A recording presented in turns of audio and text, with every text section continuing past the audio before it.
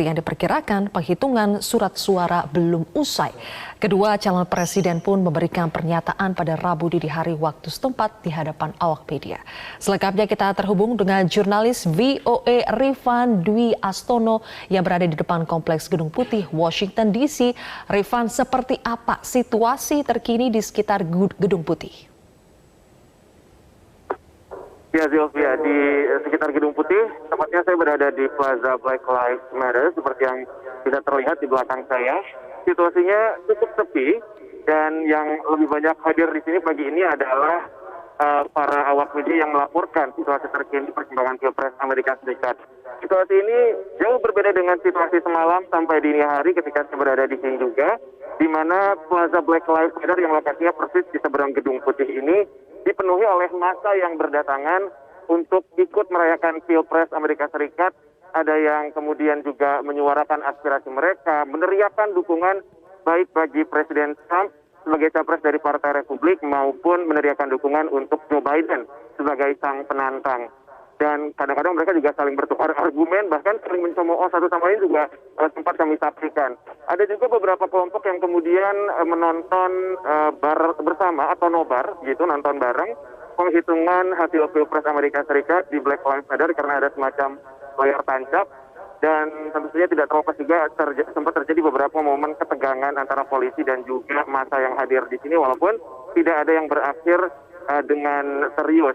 Dan menjelang dini hari, saya melihat banyak sekali massa yang kemudian mulai membubarkan diri karena memang penghitungan suara Pilpres Amerika Serikat pada kali ini tidak selesai malam tadi. Kalau misalnya di pemilu-pemilu sebelumnya, biasanya massa atau rakyat Amerika sudah bisa tahu siapa yang kemudian memenangkan Pilpres.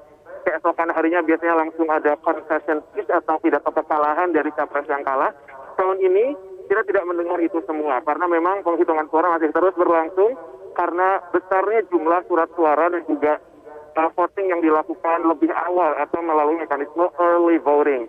Ada sekitar 100 juta suara yang masuk lebih awal, di mana 2/3-nya dilakukan melalui pos, sehingga masih banyak negara bagian yang harus menghitung surat suara yang masuk lewat pos ini karena butuh waktu, harus dibuka, diverifikasi sah atau tidak surat suaranya, baru ditabulasi.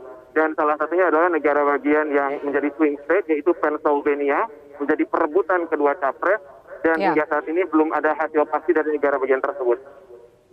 Oke, baik. Berarti sejauh ini situasi keamanan paling tidak kita lihat di Washington DC masih cukup aman, terkendali. Lalu Rifan, bagaimana hasil terakhir penghitungan suara kedua paslon Capres-Cawapres? Hingga pagi ini, VOA telah mencatat beberapa suara yang sudah dikumpulkan oleh masing-masing capres. Untuk Joe Biden sebesar 224 suara elektoral. Sementara untuk Presiden Trump ia memperoleh 213 suara elektoral. Tapi perlu diingat ini juga isinya masih sementara karena masih banyak lagi-lagi negara bagian yang belum selesai menghitung suara, dan siapapun di antara keduanya yang lebih dulu mencapai angka elektoral sebesar 270 ialah yang berhak untuk melenggang ke Gedung Putih. Hingga saat ini ada beberapa negara bagian yang menjadi kunci untuk menentukan kemenangan itu yang masih terus melakukan penghitungan, atau biasanya disebut sebagai swing state ya, yang sangat kompetitif diperebutkan kedua capres. Dan menurut pengamat sebetulnya situasi tahun ini sangat mengingatkan terhadap situasi di tahun 2016, di mana pada titik ini sebetulnya kans menang antara kedua capres ini 50-50, dan mungkin nantinya akan tergantung pada hasil penghitungan suara di 3 negara bagian, yaitu di Wisconsin, di Michigan, dan juga di Pennsylvania yang sangat diperebutkan oleh kedua capres ini. Di mana di tahun 2016, 3 negara bagian ini pada akhirnya berubah merah, mendukung Trump, dimenangkan Trump, dan akhirnya mengantarkan dia menjadi orang nomor 1 di Amerika Serikat. Semalam, Presiden Trump sendiri juga sudah menyampaikan pernyataan di hadapan media massa terhadap publik, di mana ia merasa bahwa ia optimis menang, dan dia bahkan mengatakan, as far as I'm concerned, atau sejauh yang saya ketahui, saya sudah menang.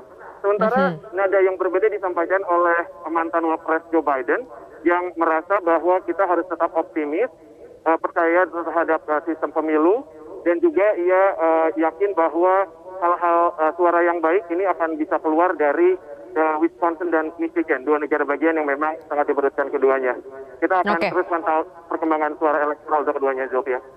Baik, Rifan, satu lagi kira-kira berapa lama lagi kita baru bisa mengetahui hasil akhir dari Pilpres Amerika Serikat?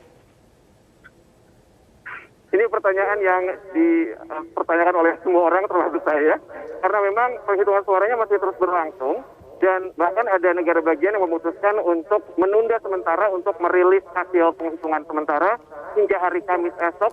Jadi mungkin kita baru akan tahu hasil akhir finalnya mungkin esok atau justru lebih lama lagi, karena kita belum tahu apakah negara bagian yang masih terus melakukan penghitungan suara sudah mendekati akhir atau belum, karena masih ada yang baru 60%, ada yang baru 50% penghitungan suaranya, karena mungkin kemarin lebih fokus untuk menghitung suara yang diberikan di TPS di hari H, sementara masih akan menghitung surat suara yang masuk dalam mekanisme early voting berikutnya.